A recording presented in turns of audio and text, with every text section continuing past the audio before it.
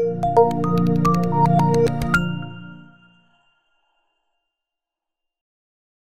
have Suzzie Okabi here today to talk to us about funding for a business. Suzzie has achieved some really phenomenal accomplishments, including setting up the first African brand. But I will hand over to her right now. And Suzzie, I'm going to ask you a few questions. Okay. First of all, be just to get a sense of a summary of the business model that Suzzie Beauty had, the business model, the value chain, so that our customers can understand your business. And then we'll talk about your funding sources, requirements and conditions as it changed, as your business evolved, because we know that your business got to a point where you exited it, as Andy was talking about earlier. And then, of course, we'll talk about the impact of COVID and then what you do differently. But perhaps you can just start by giving us a summary of the business model and the place of funding in that value chain so that people can understand how this plays in. Thank you, Mutsi. Where Suzzie Beauty started off from was from a place of frustration because there was a big gap in the retail cosmetics space, and which I decided to try and fill. And nobody had ever done it before, and that's why it's Kenya's first beauty brand. And our value chain. So I found out quickly that I could not manufacture locally. It would just be too expensive and wouldn't make any sense, and there was no need to reinvent the wheel that already exists.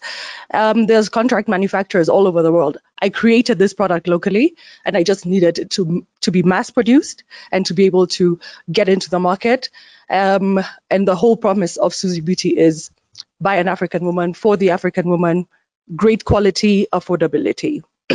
So found a bunch of manufacturers abroad who are willing to go according to my specifications. So that's where the first, so it's product creation locally, followed by manufacturing abroad, importation of the product, and then into retail. So, and within retail, we have some of our own shops, and then we use existing pharmacies, beauty shops, and that type of thing. So the question then was, how did your funding sources and requirements change as your business evolved? Okay. From startup stage to being a middle-sized business to being able to exit the business, how has that changed, and what were the requirements? How do you have to reshape your pitch to various funders, etc.? Yeah, that was a total, very many different stages. So in the beginning, my co-founder, who's my husband, fortunately, was working at the time, and so everything was funded in-house, literally, between home and my parents, family, friends. So I did that typical thing for the first 2 years. But I also very quickly knew in the beginning that after I've done testing this product, making sure it's going to be great in the market, like I think it will be, I would need a chunk of change, which was at that time, that was 2009, and it was about $200,000. So, went to many banks. Of course, all they want to know is how much you made so far. And all I could answer is nothing. I need your money in order for me to make the money. And so that never worked. So we went to, and fortunately for us at that time, there was, chamas were like formalizing themselves into investment groups and, registered companies. And so we did many pitches. It was very, very Shark Tankish and very Dragon's Den-ish, and got many offers, but we were very clear about what we were willing to give away, and we preferred equity to debt, and also we had very clear boundaries. So where we had to say no to many offers, we finally got 2 offers that we could accept. And with their clout, we managed to also get a bank loan to top up to where we needed to be and to launch the product into the market. So the banks did come through? Eventually, yes. When I brought in some guns. So then, launched the product into the market in 2012. 4 years into it, was looking for quite a more stronger, more strategic partner with a lot more money than we could deal with. We were literally like bootstrapping through it. We didn't realize that we needed more than we were asking for from the beginning.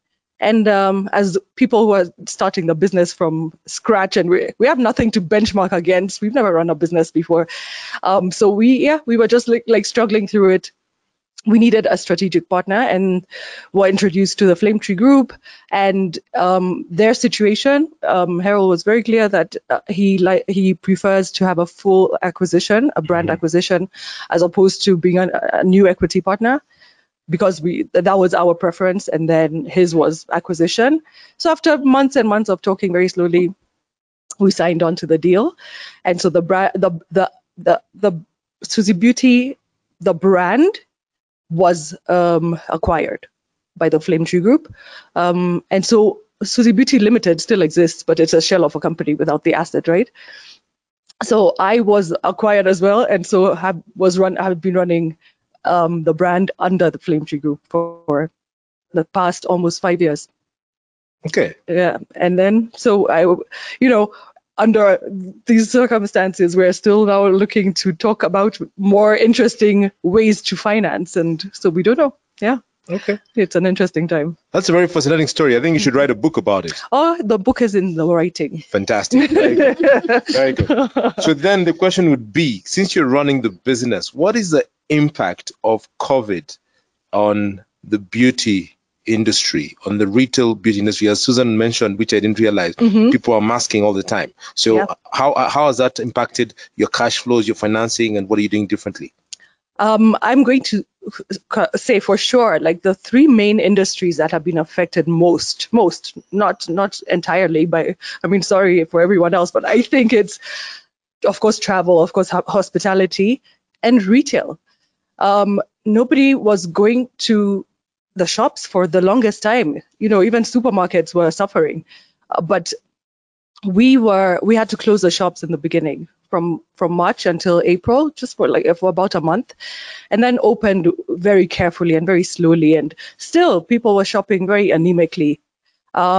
It's picked up, but still nothing like it was, of course, this time last year.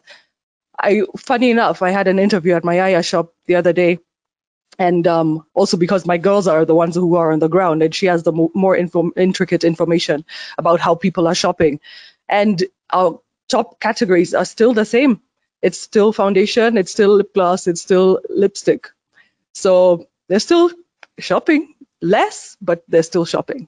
And then we've had to fully go online, increase our social media situation, and just re-strategize a lot.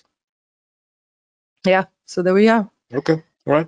Excellent. So then the other big thing would be two questions. Number one, looking back, what would you do differently from a funding perspective? And then number two, there's many Kenyans who are in your kind of situation where they've got a passion, they've got a talent, and they're building a business. So what would your advice be to them based on what you've learned? And then for yourself, now that you might be going to a different round of Suzzie Beauty, what would you definitely do differently from a financing perspective? So what would I do differently in the first place? I don't think anything, because from all the situations and all the partnerships I've had to learn from. And so I don't have anything negative to say about that. So it's all a learning process. And so, but alignment I found is quite important because your partners and you have to be on the same page at all the time. And, we tried for as much as we could, and, some worked, some didn't, and it's okay. For people who are trying to start off a business, just be very sure that if you're looking for an investor, and Andia will attest to this, and the rest of these guys, that while your passion and the story is amazing, and you're so passionate about it, and you love it so much, and you can eat, live, and breathe it, they want to know numbers. So fortunately for me, when we were pitching, I always had Eric by my side, who would do the finance bit of it while I did the creative bit of it. Because also knowing your strengths, if you need to invest in a strong finance person to be by your side while you're doing your pitches, also know what type of investment you're interested in. Is it equity? Is it debt? If it is equity, some startups are willing to just start off the company and sell it off immediately. Some want to go to their grave with it. So you have to also know for yourself, and be very clear about what you want. Pitching wise, yes, again, it's all about the numbers, mostly about the numbers. The story is great, but numbers. And then your final question was, let's see what your final question was.